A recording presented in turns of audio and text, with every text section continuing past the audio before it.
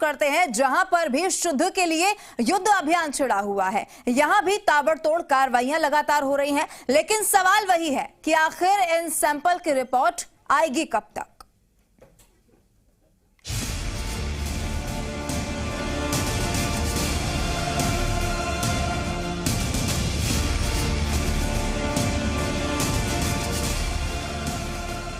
शुद्ध के लिए युद्ध अभियान के तहत सूबे भर में मिलावटखोरों के खिलाफ कार्रवाइयां हो रही हैं।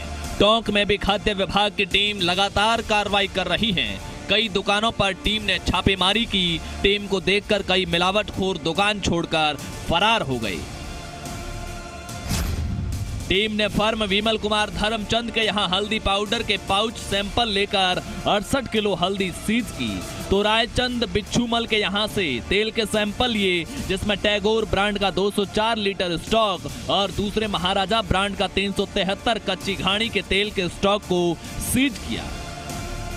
खाद्य निरीक्षक सत्यनारायण गुर्जर ने बताया कि एक फर्म से ठोस के 240 पैकेट, कुरकुरे के 864 पाउच, 20 किलो बेसन, 11 पैकेट नूडल्स, 25 किलोग्राम मैदा, 1 पीपा रसगुल्ला को नष्ट करवाया। वहीं दूसरे फर्म से कुरकुरे के 1152 पाउच, ठोस के 160 पैकेट, 5 किलोग्राम हल्दी, 2 कृष्णा घी के डब्बे, सोहन पपड़ी, 100 पैकेट तेल पाउच, मैगी चिप्स पपड़ी को नष्ट करवाया। तो कई मिठाइयों की दुकान ने मावा और मिठाई को नष्ट करवाया। तस्वीर साफ है कि मिलावटखोर जनता की सेहत से खिलवाड़ कर रहे हैं। ऐसे में विभाग की कार्रवाई भी हो रही है, लेकिन सवाल यही है कि मिलावटखोरों पर कार्रवाई फौरी तौर पर नहीं हो पा रही है, क्योंकि सैंपल की रिपोर्ट में महीने 2 महीने गुजर जाते हैं। ऐसे में मिलावटखोर जनता को जहर परोसते रहते हैं। एक फर्म जिसके ऊपर हल्दी पाउडर रखा हुआ था, वह कुछ भारी मात्रा में एक्सपायरी माल रखा हुआ था, उनका नष्टीकरण किया और हल्दी पाउडर का सैंपल लेकर के जांच के लिए भेजा। बची हुई हल्दी को 68 किलो टोटल मात्रा थी, उसको सीज कर जांच के लिए सैंपल भेजा गया है। दूसरी फर्म बिच्छूमल रायचंद के यहाँ से काफ़ी मात्रा में एक्सपायरी और अवधि पार सामान मिला है, उसका नष्टीकरण की कार्रवाई की गई है। कुछ सैंपल लिए मावे के, खाद्य तेल के, और एक जगह हमने हल्दी का सैंपल लिया है, हल्दी पाउडर का, और कुछ जब्ती की कार्रवाई की गई। 25 किलो मावा जब्त किया है और 68 किलो हल्दी हमने जब्त की है। इसके अलावा 240 किलो तेल, खाद्य तेल जब्त किया है। इनके सैंपल लेके सीज किया गया। उसके अलावा 2-3 फर्मों के यहाँ पे भारी मात्रा में एक्सपायरी डेट का माल भी मिला है, जिसको नष्टीकरण की कार्रवाई की जा रही है। इधर झुंझुनू में भी मिलावटखोरों के खिलाफ ताबड़तोड़ कार्रवाइयां हो रही हैं। मिठाई की दुकानों से सैंपल लिए जा रहे हैं, लेकिन त्योहारी सीजन में दूध पर CMHO की पैनी नजर है, क्योंकि दूध से ही सभी मिठाइयां बनती हैं। ऐसे में इस वक्त मिलावटखोर दूध में सबसे ज्यादा धांधली कर रहे हैं।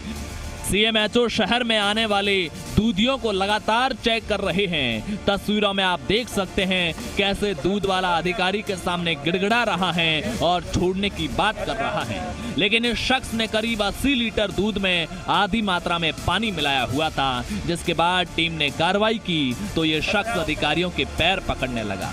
ये मिलावटखोर आपको दूध के नाम पर जहर पिला रहे हैं। टीम ने शहर में आते जाते सभी दूध वालों को दूध चेक दिया और संदिग्धों के सैंपल भी लिए।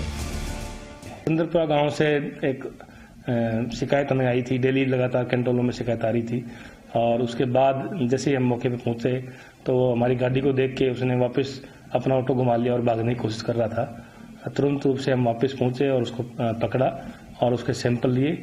उसकी जो डेंसिटी है वो लगभग 14 थी, तो लगभग उसमें लग रहा था कि आधा पानी है, इसलिए हमने उसके सैंपल भी लिया है और उसमें जो भी कमी पाई जाएगी गंभीर कार्रवाई की जाएगी।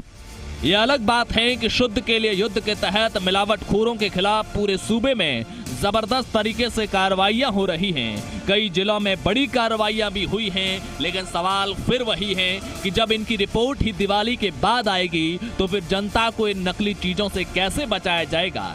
ऐसे में सवाल ये भी है कि जब विभाग कार्रवाई कर रहा है तो फिर उन दुकानों को भी रिपोर्ट आने तक बंद करवाएं। ऐसे में तब ही जनता को नकली मिलावटी सामान से बचाया जा सकता है, वरना कार्रवाई के नाम पर सिर्फ कागजों में रिकॉर्ड तैयार किए जा सकते हैं। इसके अलावा इसका दूसरा कोई फायदा नहीं है। अब टोंक और झुंझुनू में इतनी कार्रवाई हुई, लेकिन इनकी रिपोर्ट कब आएगी किसी को नहीं पता।